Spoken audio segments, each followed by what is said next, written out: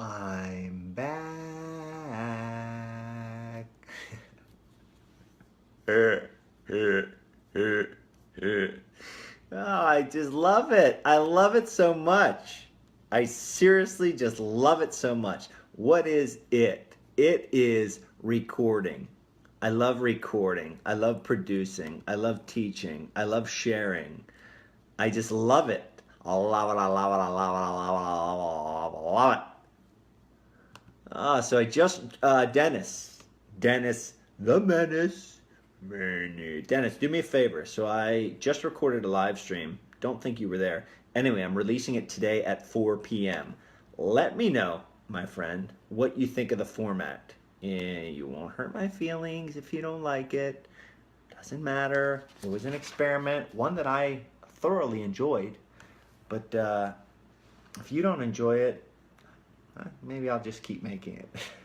Seriously, let me know what you think on that. Now what we're here for is what I learned this week. What I learned this week.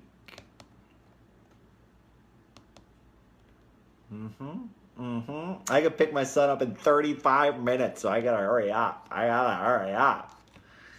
gotta record this. Because here's the deal. If I don't record what I learned this week on Friday, I don't like recording it on Saturday or Sunday. So then it's like Monday. So I'm doing it now. So I gotta get going. I gotta record. All right. Here we go. 1, 2. Hi, Craig. 3. Hello, my friends, and welcome to the Spaniard Show. This is the Spaniard, and this is what I learned this week. Now, this is the 82nd week that I've been creating this document, this PDF document. The 82nd straight week. So that's pretty cool. That's systematic learning right there. And I just recorded, which will be being released today. Today is actually Friday. So if you subscribe to the show, if you subscribe to the Spaniard Show, be sure to check out the episode that comes out Friday, which is today, which is when you hear this, it will be yesterday, called Spaniard's Weekly Workouts. A lot of people ask me about training. A lot of people ask me about working out. I know that I ask a lot of other people. So I know that there is a need for training guidance or training ideas. Not even, guidance, yes, but ideas. It gets stale. It gets stagnant. I don't have enough time. I need to condense. I need to be more efficient. Anyway, so I recorded Spaniard's Weekly Workouts, numero uno. Hopefully there's numero dos, tres, cuatro, cinco, etc., where I, via audio, ran down through my weekly workouts. It's a combination of my actual workouts for the week, 7 of them. It is education, because of course I tie books into all of this. It's training philosophy, and it's just some anecdotes, some storytelling. So it's a really fun thing, I think. Just something else we're going to throw out there. Check it out, Spaniard's Weekly Workouts, numero uno. But let's get to the meat and potatoes of today's episode, what I learned this week. If you want this PDF that I'm shaking, that I'm going to be extrapolating upon, I encourage you to go to charliespaniard.com, opt into the email, and I'll email it to you. How about that? So let's dive into this week's book. We're reading The Dichotomy of Leadership by Jocko Willink and L.I.V.I.N. Tremendous book. You know what this book does a great job of? First of all, if you're a leader, you should get the book and read it. You should also get their other book, Extreme Ownership, and you should read it. But what this book does is it doesn't maybe conceptualize, I don't know if that's the appropriate word, but what it formats, here it is, it formats the mindset that you should go into as a leader. So imagine that you're assuming this leadership position. You're thinking, I don't even know.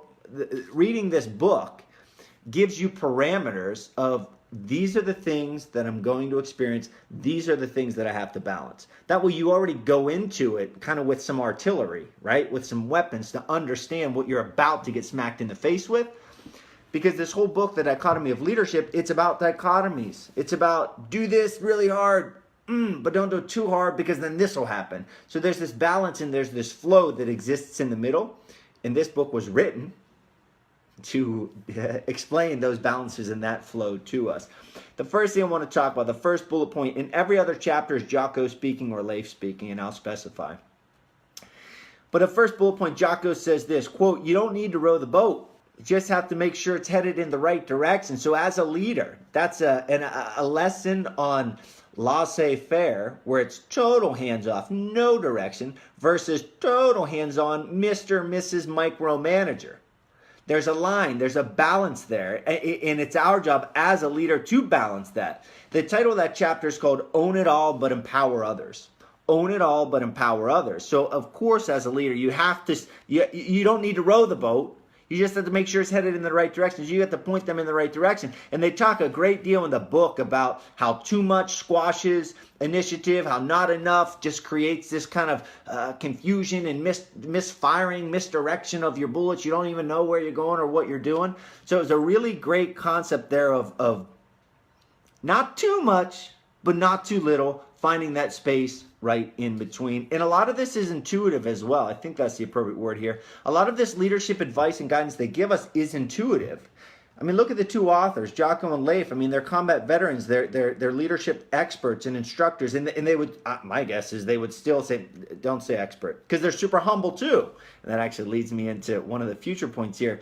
But they're always learning, and they've accrued all of this through experience. So it's intuitive.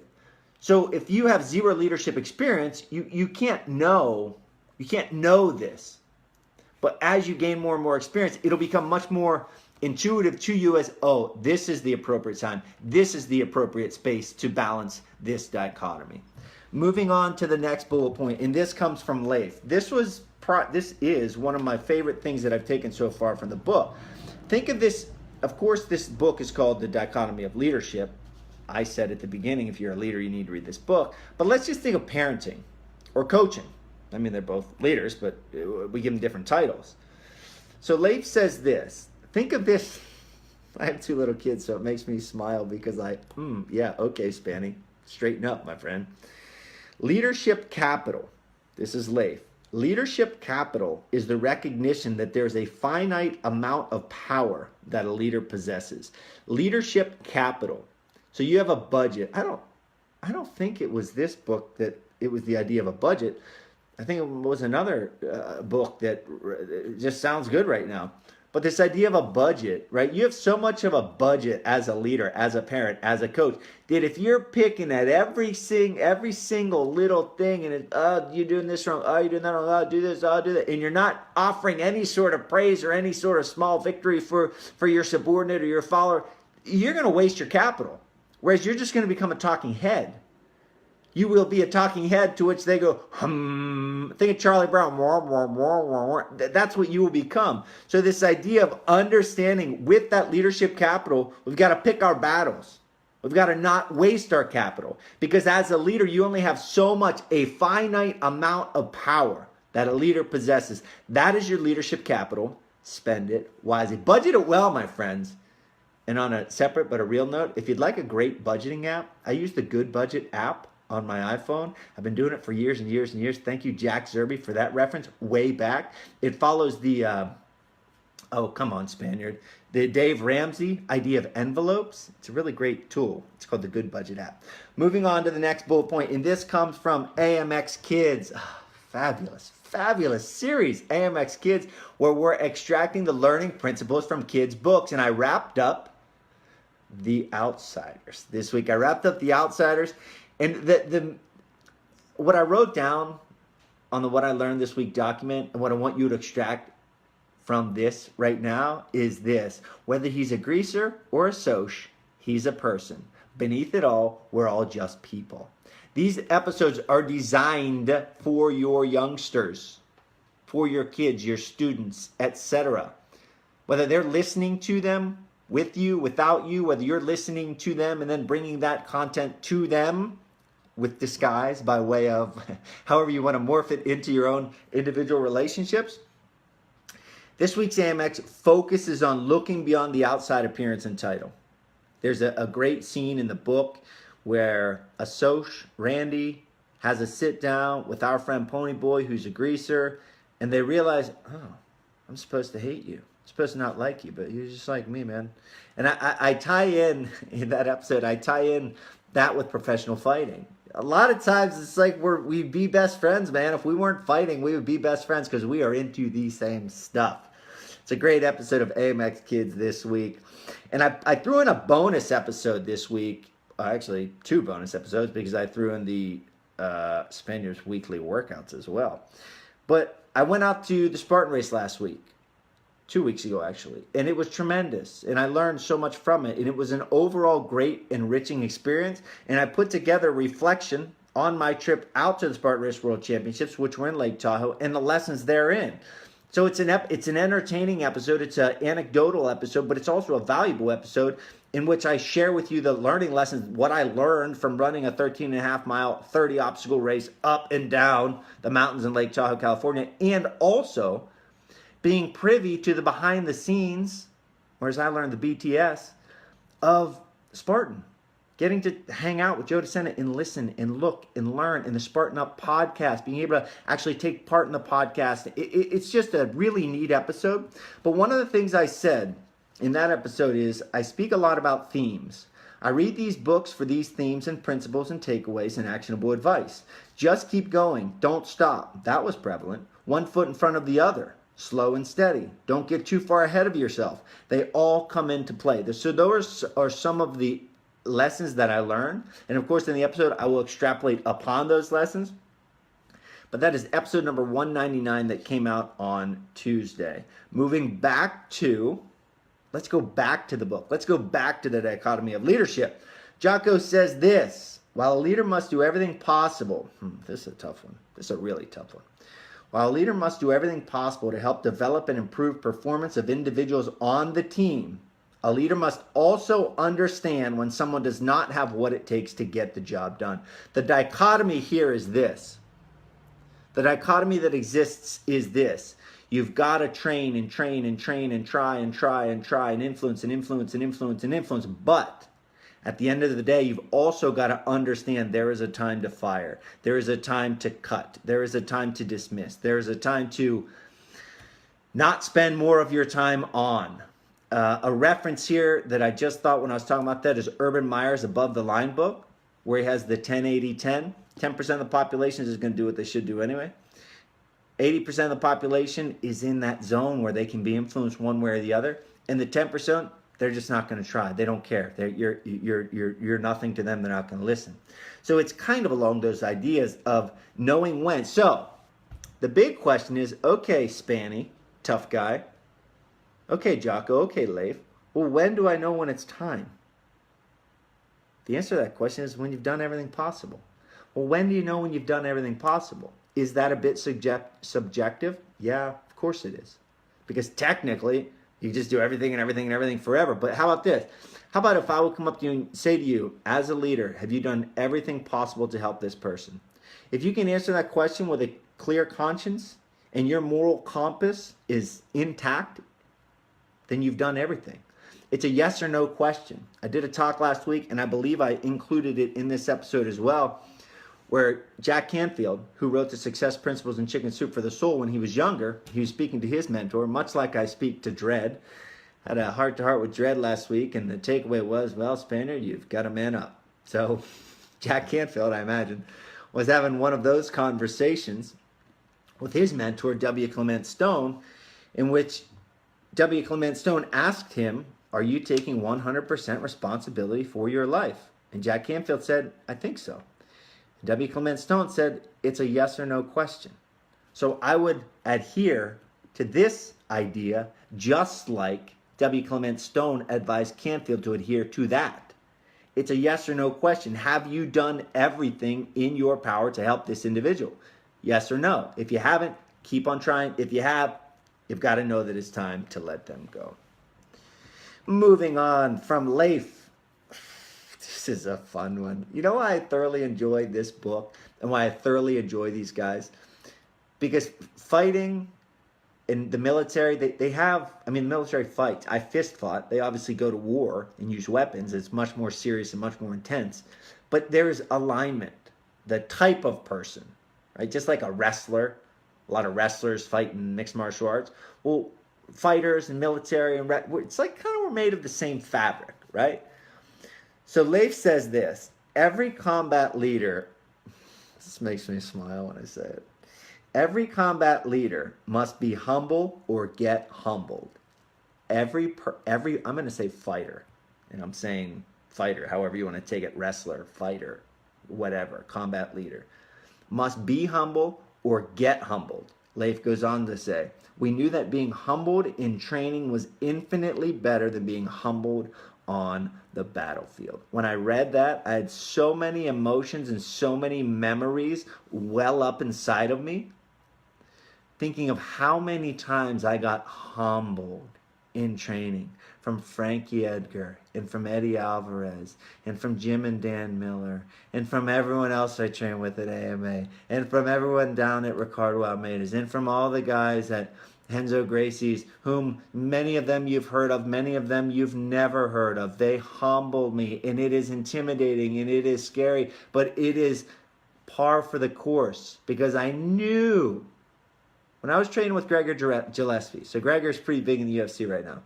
there was one day we trained that I'm not sure I've taken a worse butt kicking ever, right? He just whooped me.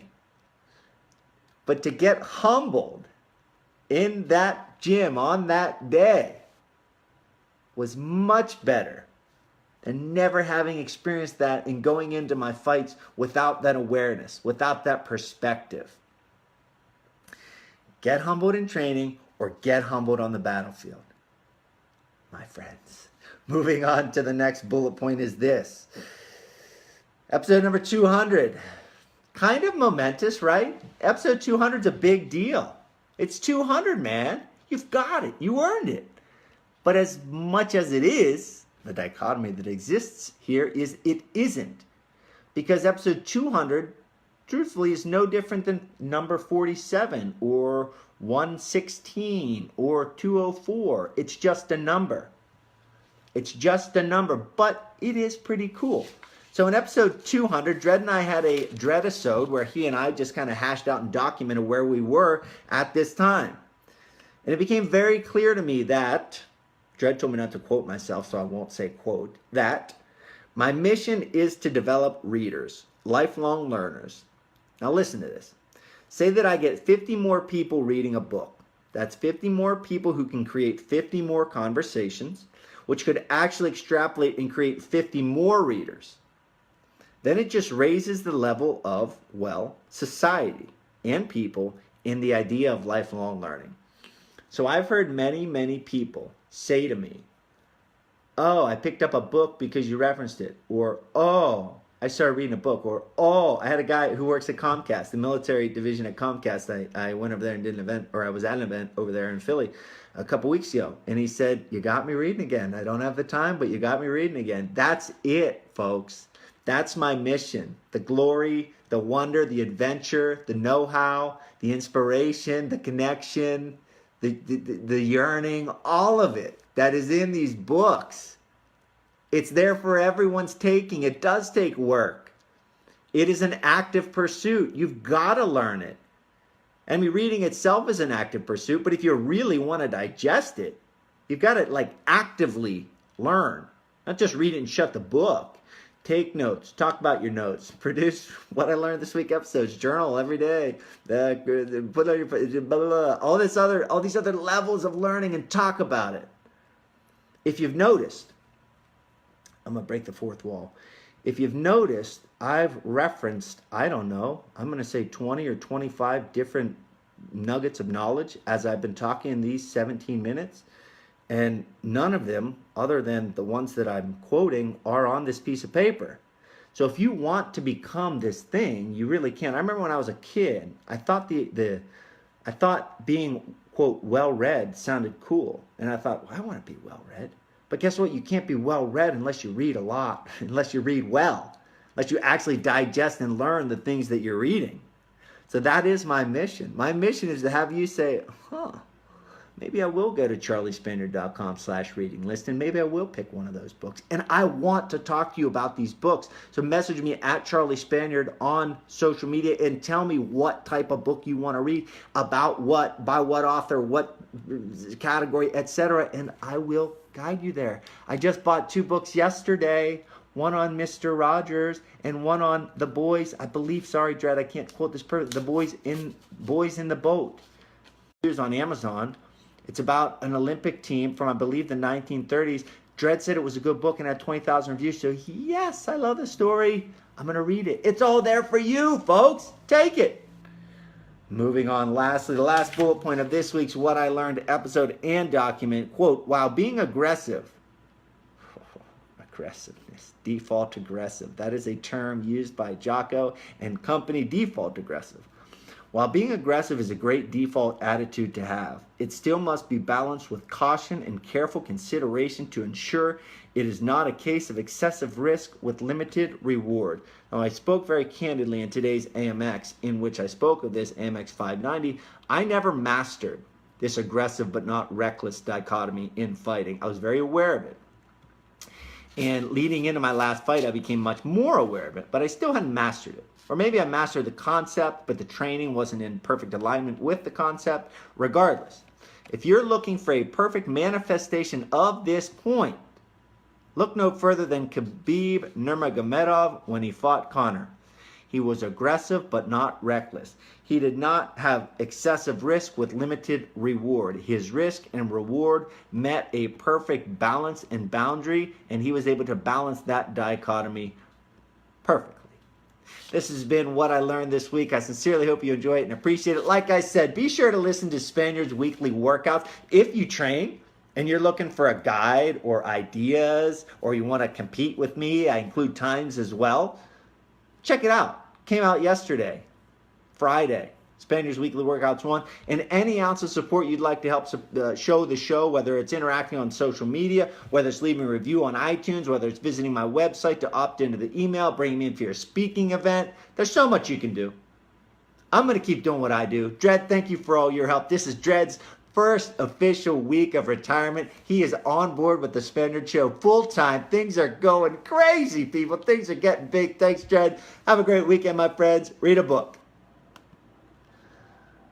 Ah, boy. I do love it. I do love it. Can't say I don't love it, because I love it. I love it, I love it, I love it. Whew. It's almost an hour of recording. Spanny is tired and hungry. Tired of talking and hungry. So I hope you all enjoy it. I'll see you on the flip side.